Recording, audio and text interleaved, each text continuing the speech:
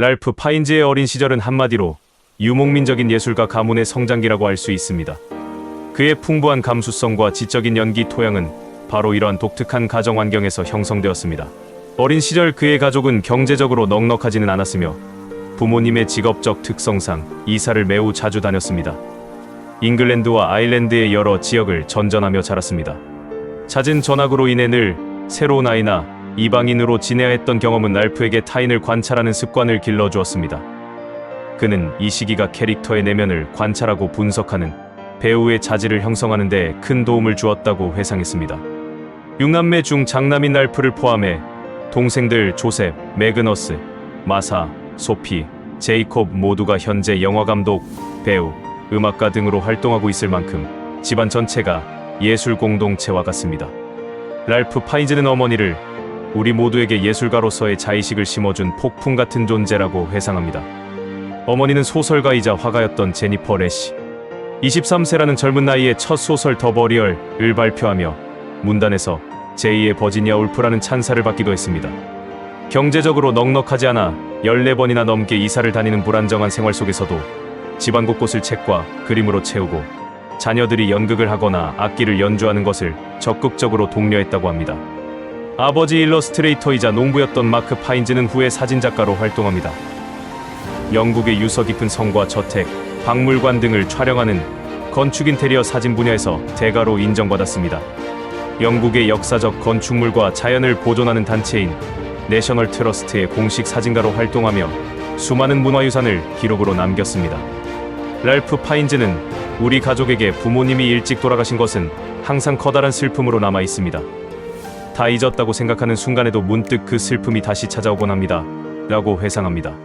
1970년대 초반에 아일랜드 서부의 웨스트 코크와 킬케니에서 보낸 시간은 파인즈에게 깊은 인상을 남겼습니다. 거친 자연과 고립된 환경 속에서 독서와 그림 그리기에 몰두하며 정서적인 풍요로움을 채웠습니다. 아일랜드에서 가톨릭 학교 세인트 키어런스 컬리지를 다니기도 했으나 이 학교의 엄격한 규율보다는 집안의 자유로운 분위기가 그의 인격 형성에 더 큰 비중을 차지했습니다. 이후 역시 아일랜드 워터퍼드에 있는 퀘이커교 계열의 유타운 학교를 다녔습니다. 이 학교는 학생 개개인의 인격과 창의성을 존중하는 학풍을 가지고 있어 예술적 기질이 풍부했던 파인스에게는 훨씬 더 적합한 환경이었습니다. 다시 영국 솔즈베리로 돌아와 비숍 워즈워스 학교에서 학업을 마쳤습니다. 이 학교는 그가 화가의 꿈을 꾸며 예술적 감각을 키우는 동시에 처음으로 진지하게 연기를 접하게 된 중요한 곳입니다. 랄프 파인즈는 학교 연극 작품에 활발히 참여했습니다. 로버트 볼트의 사계절의 사나이에서 크로멜 역을 맡았고 셰익스피어의 사랑의 헛수고에서는 비론 역을 연기하며 무대 위에서의 존재감을 드러내기 시작했습니다. 파인즈가 처음부터 배우를 꿈꿨던 것은 아닙니다. 고등학교 졸업 후 첼시 예술대학에 진학해 미술을 전공하며 화가가 되려고 했습니다. 미술 공부를 하던 중 자신이 정적인 캔버스보다 인간의 감정과 신체를 통해 표현하는 예술에 더 큰 매력을 느낀다는 것을 깨닫고는 1년 만에 자퇴하고 왕립연극학교로 향하게 됩니다. 어느 날 교수님이 디에고 벨라스케스의 명작 시녀들을 자신만의 방식으로 재해석해보라는 과제를 내주었습니다. 파인스는 이 그림을 연구하며 캔버스 속 인물들을 화폭 위의 형상이 아니라 무대 위의 캐릭터로 바라보고 있는 자신을 발견하게 됩니다.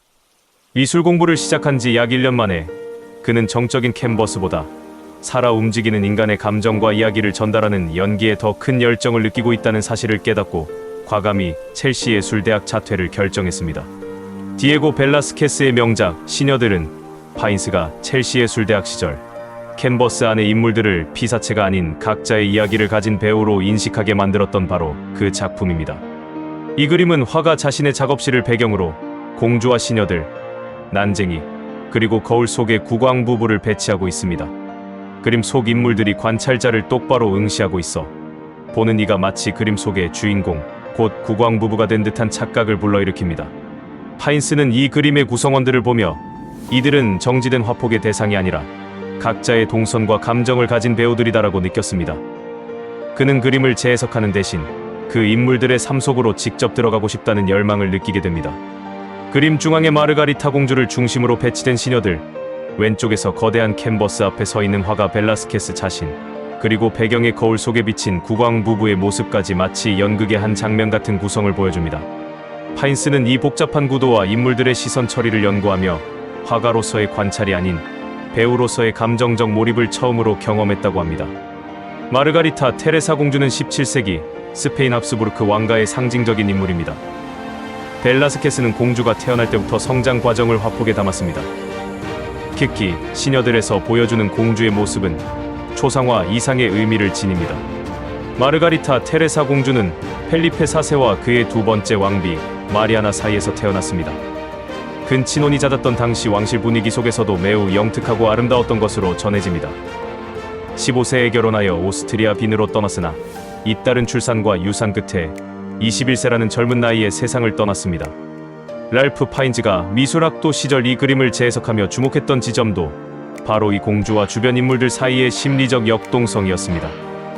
정지된 그림 속에서 공주를 향한 시녀들의 보살핌, 그리고 거울 속 부모를 의식하는 듯한 공주의 미묘한 표정 등에서 연극적인 서사를 발견한 것입니다. 파인즈가 진학한 왕립연극 학교는 셰익스피어 극을 비롯한 고전극 연기에 매우 엄격한 훈련을 제공하는 것으로 유명합니다. RADA는 이미 완성된 스타를 뽑는 곳이 아니라 3년간의 혹독한 훈련을 견딜 수 있는 원석을 찾습니다. RADA는 오디션에서 다음과 같은 내용을 테스트합니다. 심사위원이 새로운 상황을 제시하였을 때 자기 컨셉을 버리고 즉각 연기를 보여줄 수 있는가?